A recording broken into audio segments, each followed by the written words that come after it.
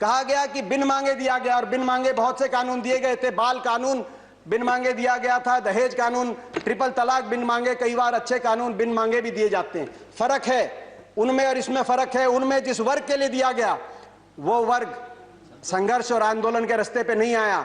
बाल कानून लागू हुआ तो दिल्ली को बच्चों ने नहीं घेरा बाल कानून वापस लिया जाए। दहेज का कानून आया तो महिलाएं धरने पे नहीं बैठी कि हमें दहेज देना है। मगर यहां जिस वर्ग के लिए आपने दिया वो वर्ग आज आपके दरवाजे पे आया, दिल्ली के आसपास लाखों की तादाद में बैठा है। आपने कहा मंडियां, अनुराग जी ने कहा मंडियां खत्म नहीं हुई।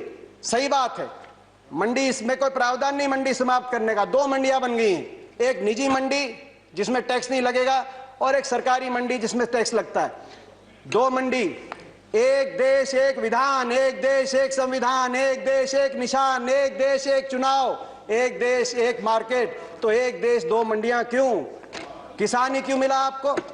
एक मंडी। और ये जो टैक्स आप कह रहे टैक्स मुक्त कर दिया, टैक्स कौन देता है? खरीदार देता है इन मंडियों में टैक्स, किसान नहीं देता।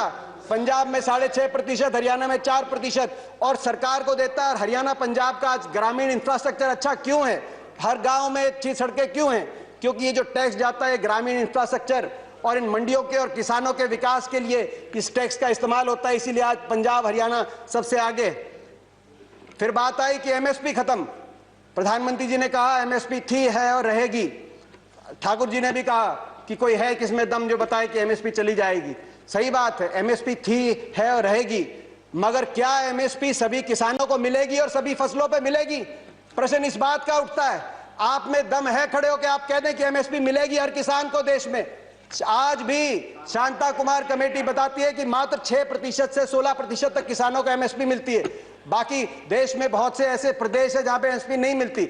आपको चाहिए तो यह था जो पंजाब, हरियाणा, पश्चिमी उत्तर प्रदेश में एमएसपी मिलती है वही एमएसपी बिहार में मिले, जहां धान 800 रुपए, 1000 रुपए में जा रहा है, 1800 रुपए में हमारे यहां धान मिल रहा है। आपको चाहिए था कि इसको वहां पे लेके जाएं, मगर आप वहां के किसान को की परिस्थिति हमारे यहाँ की करने की बजाय हरियाणा पंजाब के किसान की परिस्थिति उस तरह की करने की तरफ लेके जाए।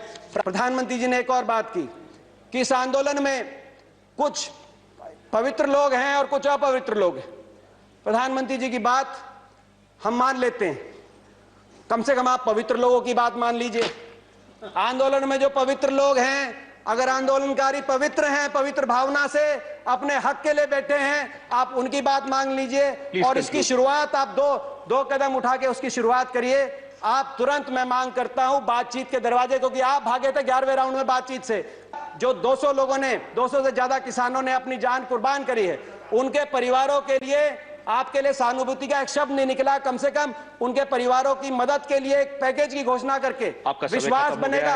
हम विश्वास बनाने वाले लोग हैं, विश्वास बनेगा। मैं हाथ जोड़ के आपसे प्रार्थना करता हूं, आपकी प्रजा, आपके लोग हैं, इनकी बात मानिए। आपका बहुत बहुत धन्यवाद।